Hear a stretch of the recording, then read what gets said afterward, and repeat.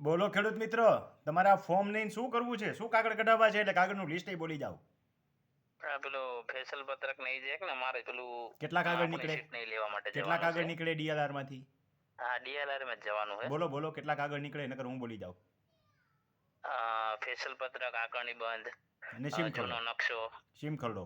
નવો અને જૂનો બે નકશા કઢાવજો. તમારે એના નવી માપણી થઈ હોય તો. ટીપણ કઢાવજો નવું અને જૂનું બંને નવી માપણી થઈ હોય તો. અને હજી એક રહી ગયું. શું રહી ગયું? હજી એક રહી ગયું. તમે મારા શિષ્ય છો. તમને આવડવું જોઈએ. ફેશલ પત્રક, ફેશલ પત્ર આકારબંધી સીમ ખરડો તમે બોલી ગયા. નકશો એટલે સીમતળનો નકશો એ તમે બોલી ગયા. નવો જૂનો બે. ટીપણ એ બોલી ગયા. નવું જૂનું બે. હજી એક બાકી રહી ગયું. સ્કેચ. સ્કેચ. હવે જો માપણી કરાવી હોય તો મોટાભાગે ખેડૂતો માપણી કરાવતા નથી. જો માપણી કરાવેલી હોય તો અને માત્ર તો જ માપણી શીટની નકલ અને હિસાબ ફોર્મ નંબર 4 એ એમનેમ ન મળે. ઓલું બધું સર્વે નંબર ઉપર મળે. આના માટે એમટીઆર નંબર જો મેન્યુઅલ માપણી કરી અને ચલણ ભરેલું હોય તો. અને આ બધું એટલે બોલું છું કે બીજા ભાઈઓનો ઉપયોગમાં આવે. અને જો ઓનલાઈન અરજી કરી હોય નવી સિસ્ટમ પ્રમાણે આઈઓઆર પોર્ટલ ઉપર જઈને તો ઓનલાઈન અરજીના નંબર જોઈએ તો અને માત્ર તો જ માપણી શીટ અને હિસાબ ફોર્મ નંબર 4 મળે. પણ જૂના માપણી રજિસ્ટરની નકલ 1956, 54, 58 જ્યારે થયું હોય ત્યારે એની નકલ ફેશલ પત્રકની જેમ જ મળે. હજી બાકી રહી ગયું એ જેને લાગુ પડતું હોય એને. જેને લાગુ નથી પડતું એને ન હોય. જેમ કે કમી જાસ્તી થયું હોય, રોડમાં કપાત ગઈ હોય તો કમી જાસ્તી પત્રક માગવાનું રહે. હવે શૂડ બુક જે બોલવામાં આવે છે કે સીમખડો વગડા બુક બોલવામાં આવે છે એ બધી વસ્તુને ટીપણ જ કહેવાય. આ બીજા બધા માણસોની ચોખવટ માટે થઈને કીધી. આટલી વસ્તુ મેં તમને ફોર્મ મોકલ્યું છે. હા, પરિશિષ્ટ 5 મેં તમને મોકલ્યું છે. એમાં બધું ભરી દો ને બધું માગી લ્યો. એક જ પરિશિષ્ટમાં માગી લ્યો. અલગ અલગ માગવાની જરૂર નથી. પણ ગામનો નકશો છે ને એના માટે જુદું ફોર્મ ભરવું પડશે. કારણ કે એમાં એડવાન્સ પૈસા લઈએ છે. બાકી કોઈમાં એડવાન્સ પૈસા સરકાર લેતી નથી. કારણ કે ફોર્મ યાથી આપશે કે ના, મેં તમને મોકલી દીધું. એમ પ્રિન્ટ કાઢી લ્યો ને. એનું જ અલગથી ને બે ફોર્મ અલગ અલગ કરવાના. હા, એકમાં પૈસા ભરાવશે ને એકમાં બાકી રાખશે. અચ્છા, ઓકે. અને હવે બીજું હતું. હા, બોલી નાખો. અમારે એક છે ને ગામની અંદર કેનલ નીકળી છે બધાને. તો નકલની અંદર કોઈને લખેલું નથી આવતું કે આટલી કપાત થઈ જમીન એમ. એના માટે તો તમારે ગામ આખું દુખિયારું કહેવાય. તમે મને તાલીમ કેમ ન્યા રાખવાનું કહેતા હતા એકવાર, પછી સુરસુર્યું થઈ ગયું. હમણાં દિવાળી ગઈ ને એટલે ફટાકડાની પરિભાષામાં વાત કરીએ. ઘણા બધા ખેડૂતો હે ને પછી એગ્રી નો છે. તૈયાર કરો. એક જ ગામના શું કામે ને આજુબાજુના બધા ગામમાં કરાય. હમણાં ધોળકા ગયો દાખલા તરીકે એને તો બેનર માર્યા હતા ગામની અંદર. આપણે બેનર નથી માનવા પણ એનો રસ્તો બતાવું તમને. જુઓ, હું સેવા કરું છું એ સેવા યજ્ઞ કહેવાય. એમાં તમે ચમચી ઘી હોમવાનું કામ તો કરો, એનું પુણ્ય તમને મળે.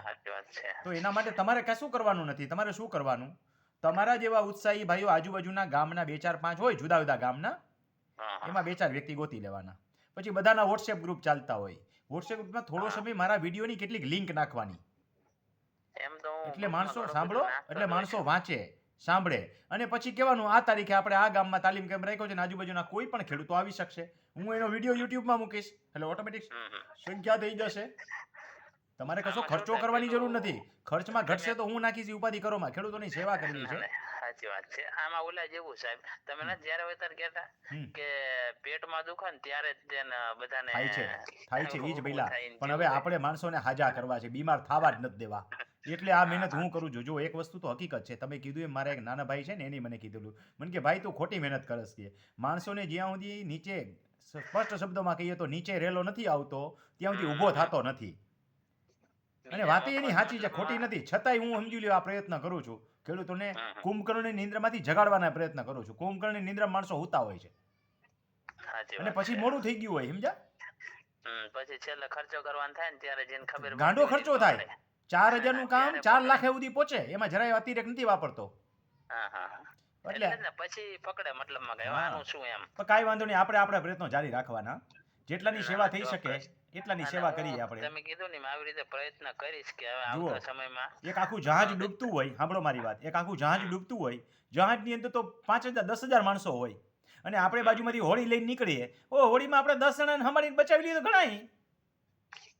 અને બીજો ફેરોય આપણે મારવાનો. કદાચ કોઈક જીવતો હોય તો બીજા 5 ને બચાવી લઈએ. બસ આપણી સેવાનું કામ પૂરું થઈ ગયું.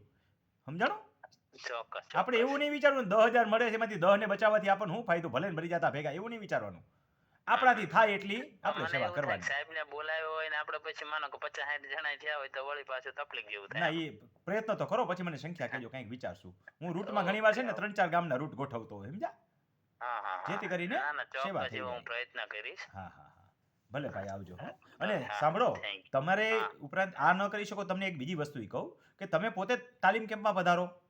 તમને પોતાને તાલીમ. કંઈક આવડતું હશે તો તમે કોઈકની બીજાની સેવા કરી શકશો. તમારે આ મારી જેમ ફોર્મ માંગ્યું એમ ફોર્મ નહીં માંગવા પડે.